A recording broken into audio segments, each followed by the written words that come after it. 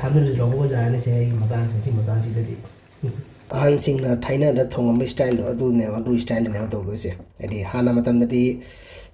ꯆꯥꯛ ꯏꯟꯁꯥꯡ ꯊꯣꯡꯕꯁꯦ ꯑꯩꯈꯣꯏꯒꯤ ꯃꯔꯣꯏ ꯃꯔꯥꯡꯁꯦ ꯀꯣ ꯗꯥꯏꯔꯦꯛ ꯊꯥꯎꯗ ꯍꯥꯞ ꯍꯜꯗꯤꯒ ꯊꯨꯝꯒ ꯀꯣ ꯃꯤꯛꯁ ꯇꯧꯔꯒ ꯃꯦꯔꯤꯅꯦꯠ ꯇꯧꯕꯅꯦꯕꯀꯣ ꯁꯦ ꯃꯦꯔꯤꯅꯦꯠ ꯇꯧꯔꯦ ꯐꯖꯅ ꯆꯥꯎꯕ ꯄꯤꯁꯀꯁꯦ एकदम ꯊꯥꯎ ꯍꯩꯔꯦ ꯉꯥ ꯐ꯭ꯔꯥꯏ ꯇꯧꯅꯕꯒꯤ ꯊꯥꯎ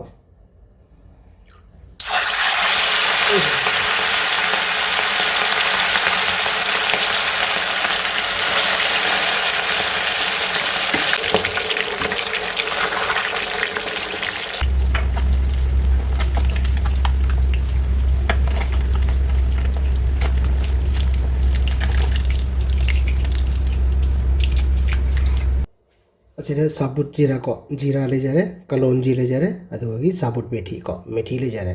ꯑꯗꯣ ꯍꯧꯖꯤꯛ ꯑꯁꯤꯁꯦ ꯍꯧꯖꯤꯛ ꯍꯥꯞꯆꯔꯒꯦ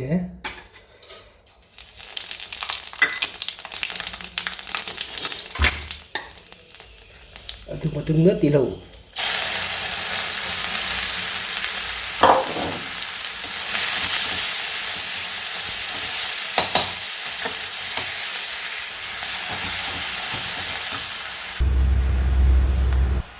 हजी तिलौ से ब्राउन हो रहे को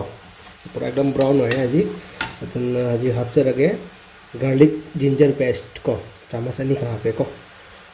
2 टीस्पून अनी हापे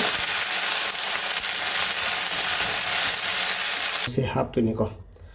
धनिया पाउडर चम्मच अनी को अदुगागी कश्मीरी लाल मिर्च हाफ स्पून को इसी नॉर्मल लाल मिर्च हाफ स्पून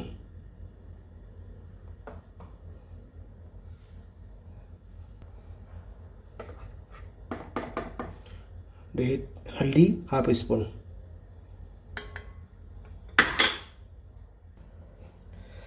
इसिंग हापके को इसिंग हापके इसिंग चा पोखायगे कोई कदम कोई थाइना की स्टाइल दा हाना की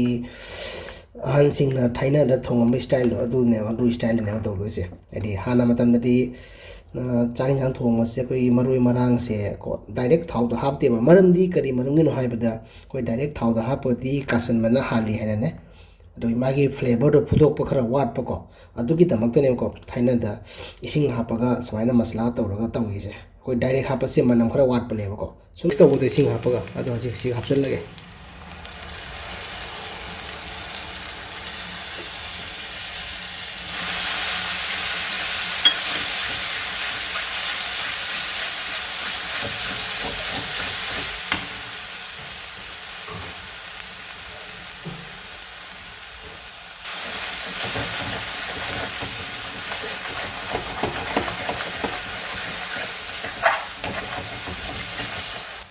टमाटर का हरी मिर्ची का से को टमाटर अहुम मदुगी हरी मिर्ची नि खक मसी से ग्राइंड होने को होगी तखाय सो कोई मुन तकदम नते को एकदम दरदरा कोई हिंदी दा है दरदरा को अदुगी मैत्रोन दा है काबो काबो कोई जाम जो फन दब दाम तो हेन दब अदुगी स्टाइल दा को तक तो नि मक्सी दा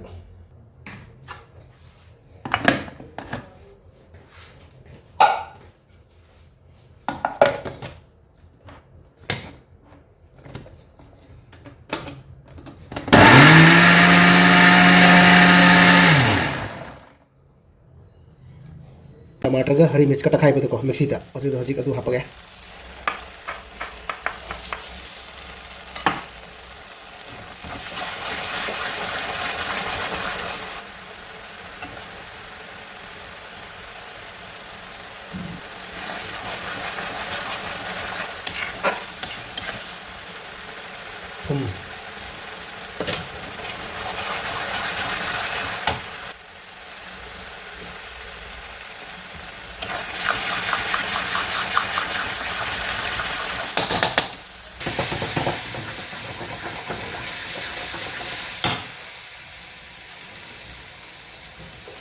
इसिंग हापगो इसिंग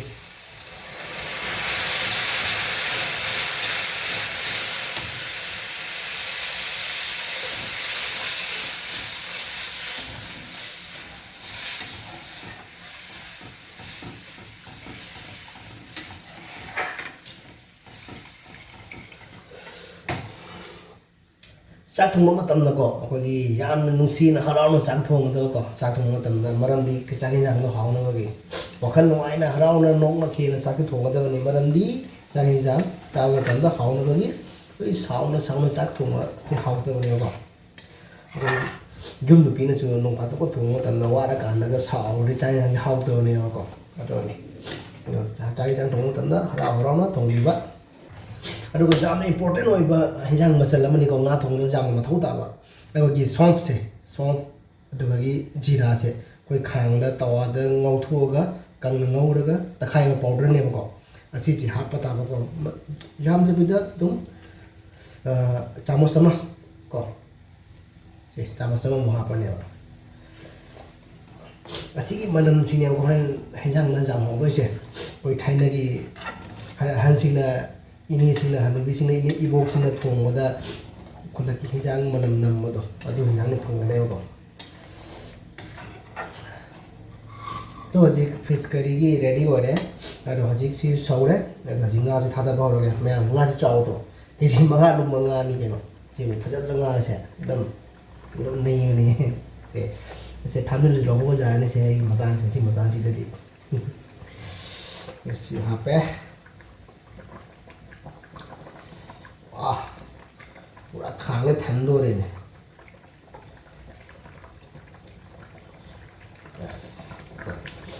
मई से पिथा लगे को स्लो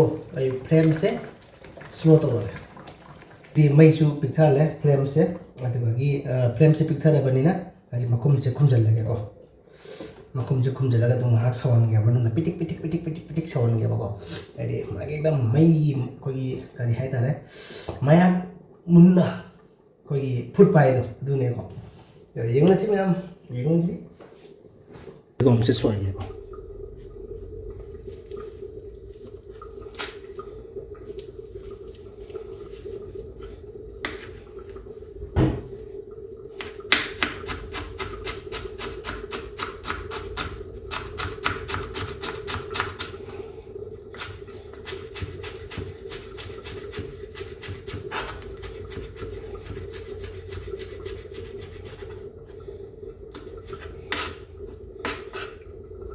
तो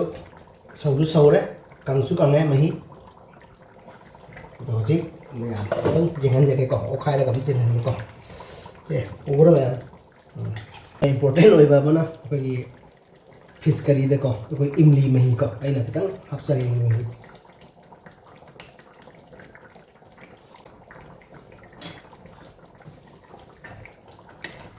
इमली मही हापदो करी मरम नि हापिनो हापदो इमली मही हापगिसु अदुगिसु मे रीजन अम लेबको इमली मही हापिसना मरमदि कइना दे खगी मसालागी अखारा लेबदो खगी खितंग खारी तो वो टाइप रो अदुगुम कोनी एंड अदे खट्टा अदि खितंग सिलप फंगबको अदुगि कोई ngaगी मनमसु कोकपा कोई nga थोंग कोई ngaगी ngaहिंग मनम लेबनको अदुसु कोकपको अदुनेबको इमली हापसे अदो लोरे हिंजांग से जिग दो मैम धनिया हापसन जरगे को